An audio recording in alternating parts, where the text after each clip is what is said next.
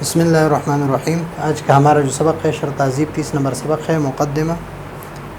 تو ایک بحث اس میں کریں گے کہ یہ کون سا صیغہ ہے، اس میں فاعل ہے یا اس میں مفعول ہے، کون سا صیغہ ہے، مقدمہ ہے یا مقدمہ ہے۔ اکثر ہم تشدید کے نیچے زیر لگاتے ہیں تو یہ زیر ہے، تشدید کے اوپر ہو تو یہ زبر ہوتا ہے۔ تو یا باب تفعیل قدمہ،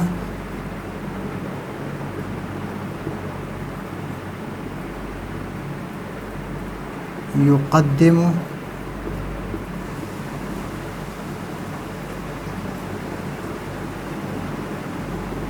تقدیما، فہو مقدم وقدم۔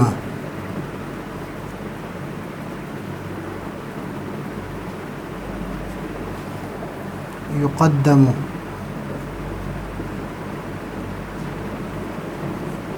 تقدیما، فذاک مقدم۔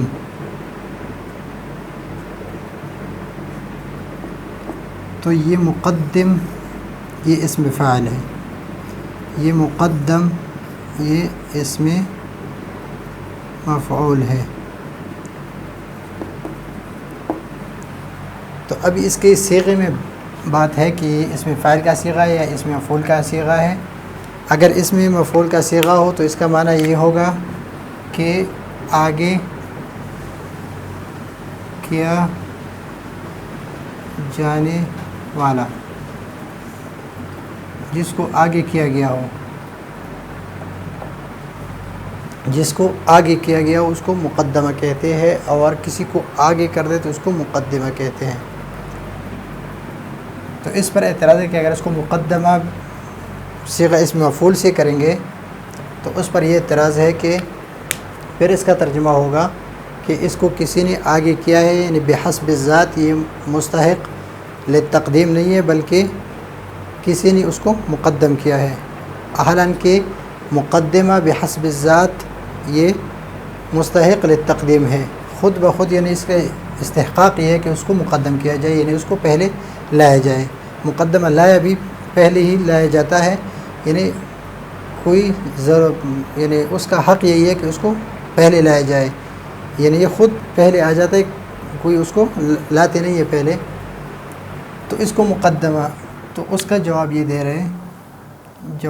رہے کہ یہ تقدیم یہ آپ آگے کر سکتے کہ مقدمہ کو مصنف جو ہے وہ کتاب کی شروع میں لاتے ہیں تو یہ مقدمہ ہے۔ ایک ہے تقدیمی رتبی اور ایک ہے تقدیمی ذکری، اور یہ ہے تقدیمی ذکری۔ دوسرا ہے کہ مقدمہ اگر بمعنی اسم فاعل ہو، بمعنی اسم فاعل ہو تو اس کا معنی آئے گا کہ آگے کرنے والا، تو یہ معنی صحیح نہیں آ رہا ہے، بلکہ وہ تو خود آگے آ جاتا ہے کہ شروع میں، سبق کی شروع میں، کتاب کی شروع میں اس کو، یعنی کسی اور کو آگے نہیں کرتا ہے، یعنی سبق کو آگے نہیں کرتا ہے بلکہ خود آگے آ جاتا ہے۔ تو اس کے دو جواب ہیں۔ ایک جواب یہ ہے کہ مقدمہ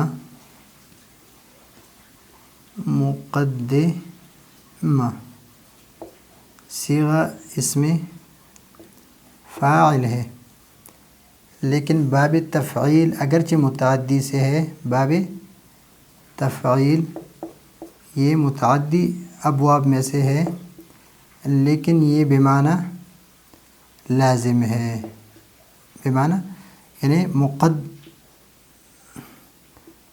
تقدیم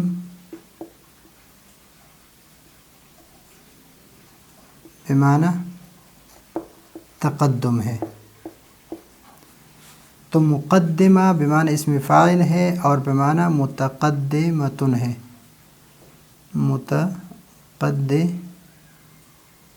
متن ہے، بمعنی اسم فاعل ہے اور لازم ہے، یعنی بمعنی تقدم ہے، متعدی نہیں ہے، تو یہ آگے آنے والا یعنی کتاب کے شروع میں آنے والا، تو اس طرح ختم ہو گیا۔ دوسرا یہ ہے کہ اس مقدمے کو مقدمہ متعدی ہی پڑھ لیں، اور اس کا مطلب یہ ہے کہ جو عالم بہذہ المقدمہ ہو، یہ مقدمہ اس عالم کو آگے کرتا ہے کس پر؟ علی الجاہل بہذہ المقدمہ، یعنی جو مقدمہ سے جاہل ہو تو مقدمہ اس کو، مقدمہ عالم کو، یعنی جو اس مقدمے کے عالم ہو اس کو اس جاہل پر مقدم کرتا ہے، یعنی جو اس مقدمے کو نہیں جانتا ہو اس کو آگے کرتا ہے، اس کو پیچھے کرتا ہے، اور عالم کو اس پر آگے کرتا ہے۔ تو اس سے بھی پڑھ سکتے ہیں۔ یہ تو ہے صیغے کے بارے میں، لغوی تحقیق ہے۔ یہ اعراب کے بارے میں ہے۔ اعراب یہ ہے کہ یہاں پر ھذہ مبتدا ہے اور یہ خبر ہے۔ اس کو آپ اس طرح بھی کر سکتے ہیں کہ اس کے لیے مقدمۃ مبتدا نکالے، اور اس کے لیے دوسرا جو ہے وہ خبر نکالے، اس کے لیے فعل نکالے کہ خذ مقدمہ، یا اس کے لیے آپ مضاف نکالے کہ ھذہ بحث المقدمہ، اس کو مضاف الیہ جر، اس پر حرف جر لگا دے، لیکن وہ سارے اعراب جو ہے مرجوح ہیں۔ یہ اور یہ ابھی یہاں پر اشتمال کی بات کرتے ہیں کہ مقدمہ جو ہے، مقدمہ مشتمل ہے کس پر؟ رسم منطق پر، یعنی تعریف منطق پر، بیان الحاجہ یعنی غرض منطق پر، اور موضوع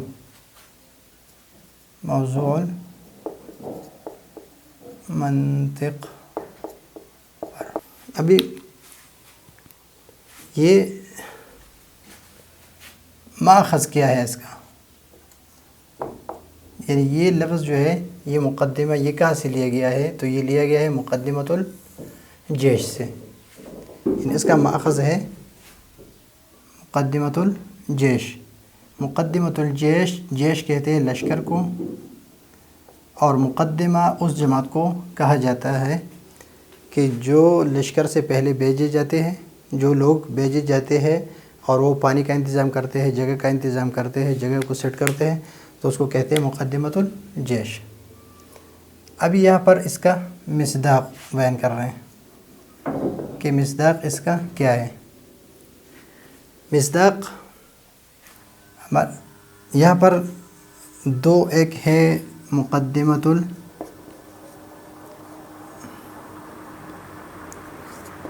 العلم اور ایک ہے مقدمۃ الکتاب۔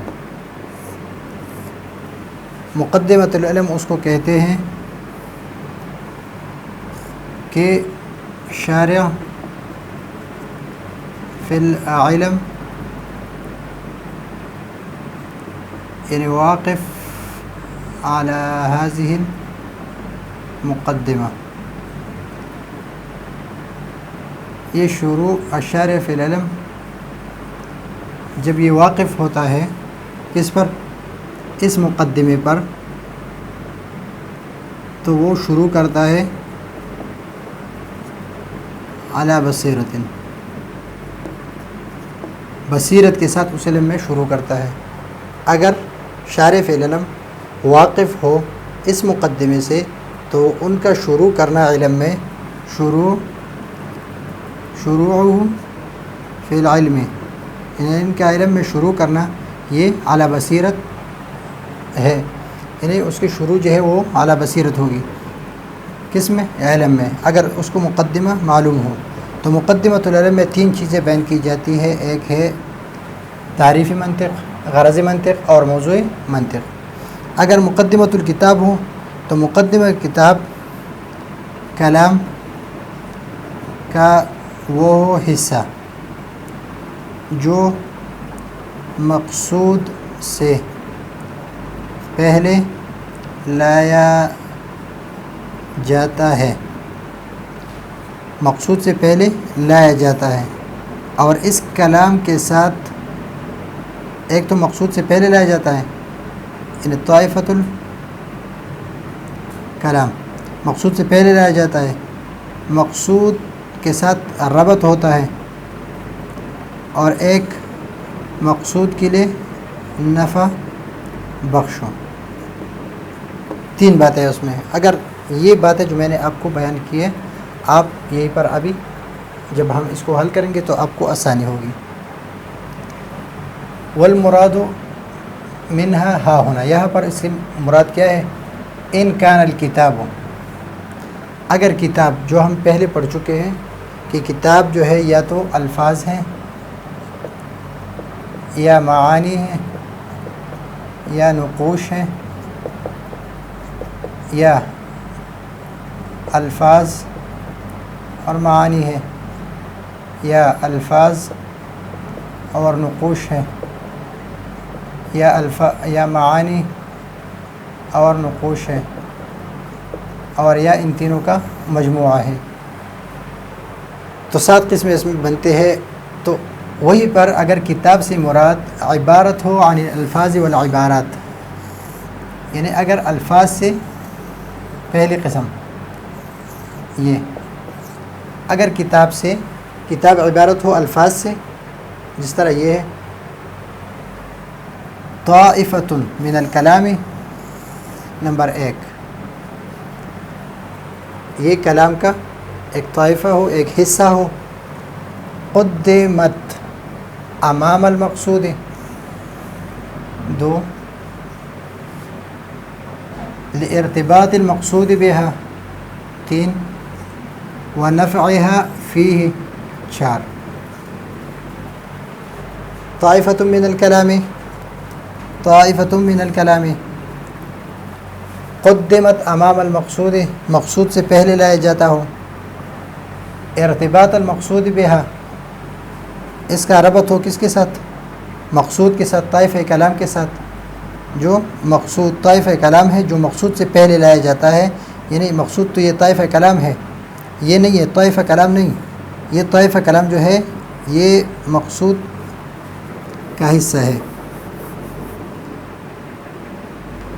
طائفۃ من الکلام ہے، قدمت اس کو مقدم کیا جاتا ہے، مقدم پہلے لایا جاتا ہے، اور اس کا مقصود سے یہ مقصود ہے، مقصود سے پہلے لایا جاتا ہے، مقصود کے ساتھ ربط ہوتا ہے، اور نفع دیتا ہے کس میں؟ مقصود میں. کہ طائفہ کلام ہے، یہ مقدمہ اگر الفاظ سے ہو تو یہ طائفہ کلام ہے. قدمت جس کو مقدم کیا جائے مقصود سے، اور اس کا مقصود کے ساتھ ربط ہو اور مقصود میں فائدہ دیتا ہو. تو یہ 3 باتیں اگر ہو تو یہ مقدمۃ الکتاب ہے.